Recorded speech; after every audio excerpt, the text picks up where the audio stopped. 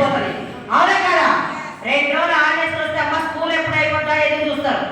అలాంటి టైంలో ఈ పిల్లల మూతులు ముట్టు కలగలేమో, బతుకుంటే భద్రాకు తినొచ్చు, నీకు దండం నీ స్కూల్కు దండం అని అందరూ ఆయమ్మలు మానేసింది. మరి నేను మానే ఎవరు చేయాలా చెప్పాలి? నేను ఎందుకు చేయాలంటే నా పిల్లల జీవితం మారాలి. అవునా కదా? నాకే చదువులేదు, నా పిల్లలు చదివించుకోవాలని ఏ పైన పట్టు కష్టం ఉండదా ఇష్టం ఉండదా చెప్పాలి? అదే కష్టాన్ని అలవాటు చేసుకొని 15 సంవత్సరాలు పట్టింది 8,000 రావడానికి స్కూల్ ఆయమ్మ. సంవత్సరానికి 500 మాత్రమే వేస్తారు ఏ స్కూల్లో అయినా. అవునా కదా? అలాగే చాలా మంది నా అమ్మ నాన్న చేసిన పెద్దలు చేసిన పుణ్యం అంటారు. 15 సంవత్సరాలు నోరులేని పిల్లలకే సేవ చేసినని ఏ దేవుడైనా సాక్షాత్తు దేవుడు రాడు, వచ్చినా కూడా నమ్ముతావా? చాలా మంది మేడాలైనా సాలైనా శనివారం ఆదివారం ప్రతి ఒక్క వారం ఒక్క పొద్దులు ఉంటారు. అవునా కదా? ఒక్క పొద్దులుంటే నా మొక్కు తెలియాలంటే తిరుపతి వస్తారు మొక్కుతారు. పిల్లలు పాస్ అయినా పంట బాగుపడినా ఎగ్జామ్ రాసినా జాబ్ వచ్చినా. అవునా కదా? శనివారం ఒక్క పొద్దుంటారు. ఆ ఒక్క పొద్దుంటే కోరిక నెరవేర్చక తిరుపతి వెళ్ళాలంటే 10,000 అవసరం. అవునా కదా? నా భక్తురాలు అక్కడికి వస్తే 10,000 అయితే నా భక్తురాలు అక్కడ రావద్దని సాక్షాత్తు తిరుపతి ఎక్కనే వచ్చే మన తప్పు కొట్టిననుకోండి, తప్పు తీసి ఏమంటావు? ఆయన ఏమన్నాడు? తిరుపతి ఎక్కడినమ్మా ఏ కోరిక కావాలో కోరుకోమని చెప్తాడు. కోరుకుంటావా? మన కింది మీరు చూసి నాయన ఎవరియో పగటి చేసే గాడి పక్కింటికి అని చెప్తాం. అవునా కదా? అందుకనే దేవుడికి అర్థమైంది, ఏ దేవుడైనా శాపాలు ఇవ్వడు, పాపాలు ఇవ్వడు, ఒక అవకాశం మాత్రమే ఇస్తాడు. అదే అవకాశం ఒక మనిషి రూపంలోనే వస్తుంది. అవునా కదా?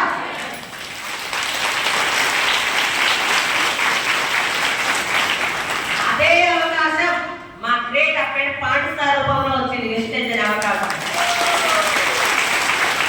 గుండె 2 చేతుల వాళ్ళు మాత్రమే కొట్టమని చెప్పండి. గుండె 2 చేతుల వాళ్ళు మాత్రమే చెప్పిన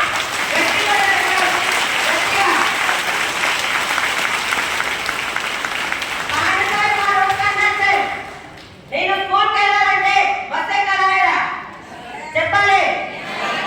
బస్ ఎక్కి అయిపోయే టైంలో నా పిల్లలు పొద్దున్న బస్ ఎక్కగానే బస్ వాళ్ళు నిలిపించుకునేది, సాయంత్రం ఒకరు బస్ వాళ్ళు రాపించుకునేది. ఎందుకంటే స్కూల్కి వెళ్ళాక స్కూల్ పిల్లలు చూడాలి. అవునా కదా?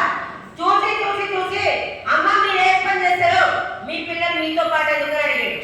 నేను స్కూల్లో చేస్తా, నాతో పాటు నా పిల్లలు అందులో చదివించుకుంటున్నా అంటే ఎందుకు ఇక్కడ స్కూల్ లేవాలని నేను చేసే స్కూల్లో సగం ఫీజు కడుతున్నాను. ఎంత ఇస్తారన్నాడు? 8,000 చెప్పిన.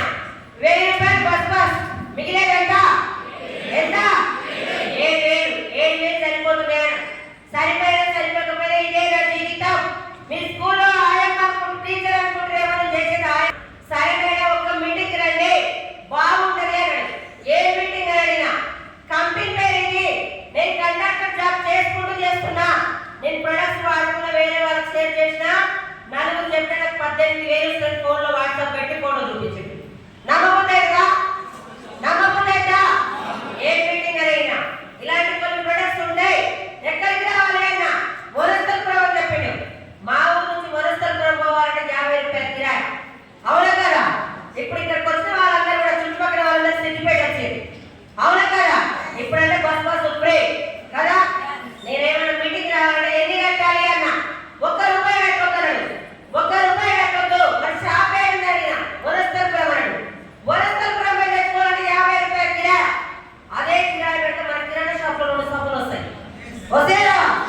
ఇలాంటి మైండ్ సెట్ తోని సార్ చాలా తెలివి ఉందనుకుంటా. గవర్నమెంట్ జాబ్ 3 సంవత్సరాల క్రితం 12,500 దాంట్లో కట్టినాం. మేము కట్టినాక ఇద్దరితో కట్టిపోయామన్నారు. కట్టిపించాక మేము కట్టిపించినాక డిన్నర్ సెట్లు అలాంటివి వచ్చినాయి. మీ వేరే వాళ్ళకి రాలేదు, వాళ్ళు మాత్రం మమ్మల్ని తిట్టిరు.